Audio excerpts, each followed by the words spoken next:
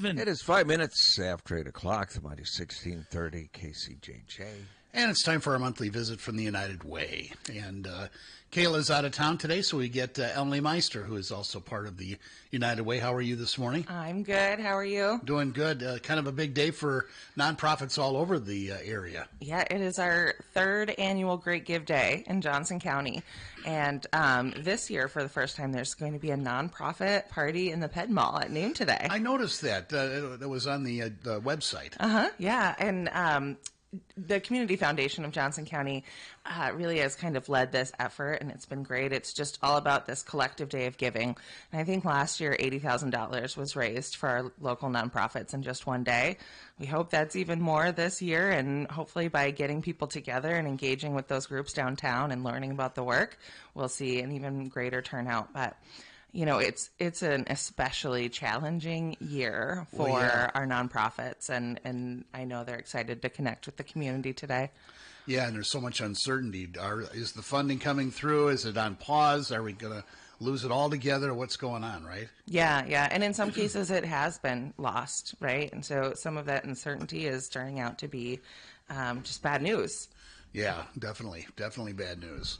The nice thing about this area is we always seem to step up when things like this happen. It is, yeah. And you know, it's getting harder and harder to meet those challenges when there are so many of them now. Yeah, I mean, collectively, we polled our partners at United Way to see, you know, what is at stake in terms of federal funding. And just from the United Way nonprofit partners, which is not all of them, right? It's a small subset of those organizations, and that's upwards of $20 million.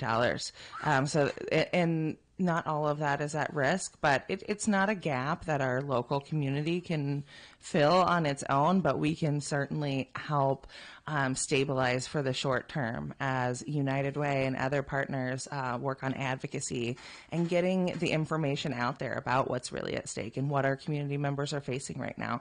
We have 40% of our community that is working, but just not earning enough to pay for the basics.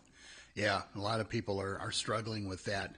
You know, just because you have a job doesn't mean you're financially stable anymore. Right, exactly. And there's a common misconception too that a lot of people who are accessing the services here are, you know, unemployed or are not trying, and that's just not the reality. Wages don't meet the cost of living, and those support systems that we have are really crucial to keep people from dipping further into poverty. Well, the food banks especially report that they're getting more new visitors, not so much on a weekly basis, but maybe a couple of days before payday or once a month, just kind of tide them over until they get their next paycheck. Yep, exactly. And along with a lot of new guests at the pantries, they're also seeing folks who are relying on that as their primary food source. Yes. When perhaps in the past it had been a supplement.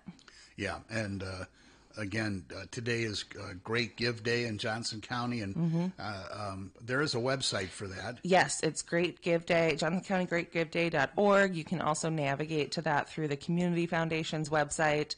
And if you're free over the lunch hour today, join in the Ped Mall. It should be a beautiful day, and get out there and meet some of the amazing organizations that are working here locally. Yeah, and if you're not sure which nonprofit to donate to, scroll down to the bottom of the page, and there is donate to a nonprofit, and they're all listed there and the things that they do, and you can pick and choose at your leisure. And absolutely. It's a difficult problem because they all are deserving, it seems like. It's true. It's true. You can make a couple of gifts. Spread the love. There you go.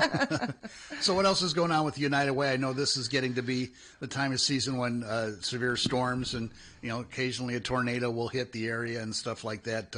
How are things going with, preparing for that? Yeah, well, weather-wise, we've been lucky so far, fingers crossed, but we are always working on our preparedness, which is, preparing for a disaster isn't quite as sexy or newsworthy as responding to one, but we, at United Way, we host what's called the COAD. It's Community Organizations Active in Disaster, and that's where we bring together all these amazing partners that we were just talking about to make sure we're all in contact and that if something happens, we're able to respond swiftly and we actually just had an event here, not weather related, but we had the Coralville fire a couple of weeks ago, the right. apartment building, Yeah. 12 units, 22 people were displaced, and those sorts of things, they happen so fast, and the need for a response, it has to come quickly. So we were able to work with all of the residents, house them in hotels, some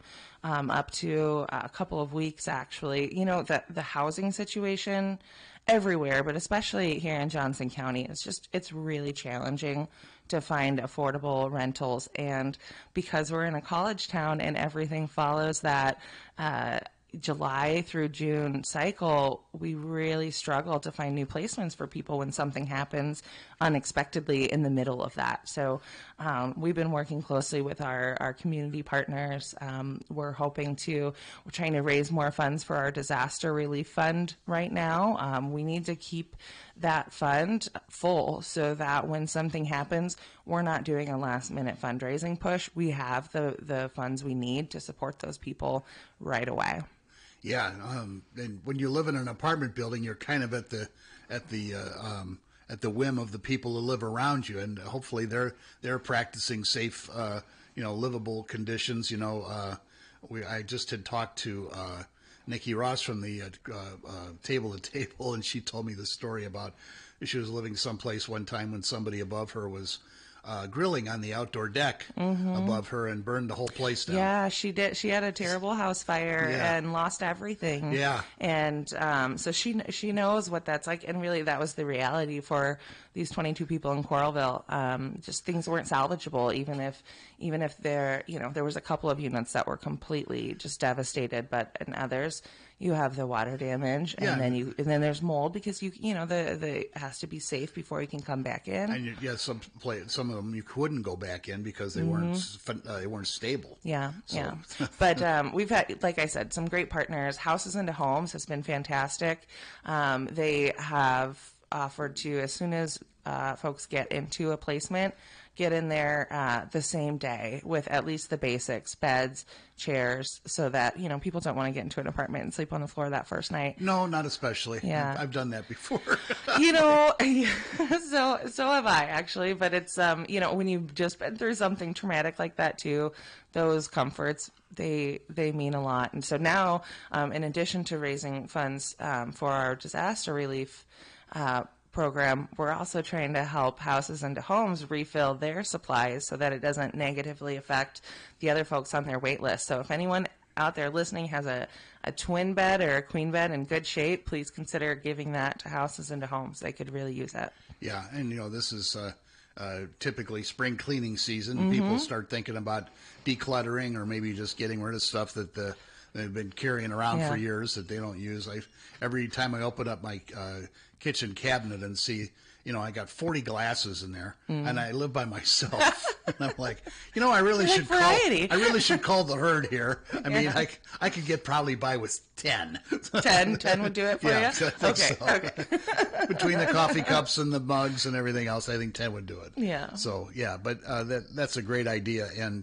And again, like you said, fingers crossed, hopefully we have a good weather season, but we'll get into the heat season and people are going to need fans and other accommodations. And this is all the neat thing about United Way. You're kind of a clearinghouse for all of that stuff. People can call and say, where do I get help here or with this particular problem? And you have a lot of the answers. Not all of them. Nobody has all the answers, but you have the good portion of them. And we'll try to find out if we don't. We do encourage folks to call 211 if you have a need. If you're not heard of 211 before, that is the the social services emergency call line. If you're looking for food or housing or clothing, that's a really great place to start and get directed to your local resources.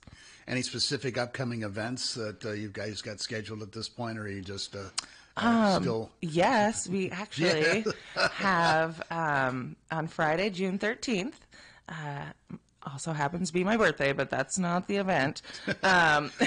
It's part of Or we the can event. pretend. Yes. We're doing our very first community-wide Day of Caring. And so we've done Hawkeye Day of Caring for years, where we've partnered with the University of Iowa Athletics, and all the teams are out in the community doing projects at various nonprofits. Didn't they do that just recently? Yeah, we just had it last weekend. It Yeah. was so much fun. And so this year, we are wanting to extend a similar type of day, but for community members. And so we're recruiting workplaces to sponsor a team, $250 for 10 of their employees to sign up, and they'll get matched up with a project out in the community. Part of that sponsorship is to help with funds for United Way, but also T-shirts for everyone who participates. And then we'll have a gratitude hour afterwards. So Nice. Friday, June 13th, we still have space for, I think, like 6 or 7 more teams. So if anyone out there has a business or an organization that wants to get involved, it's a really great place to start. And where's the website where you can sign up? UnitedWayJWC.org, and you'll Okay. see a link there for our Day of Caring.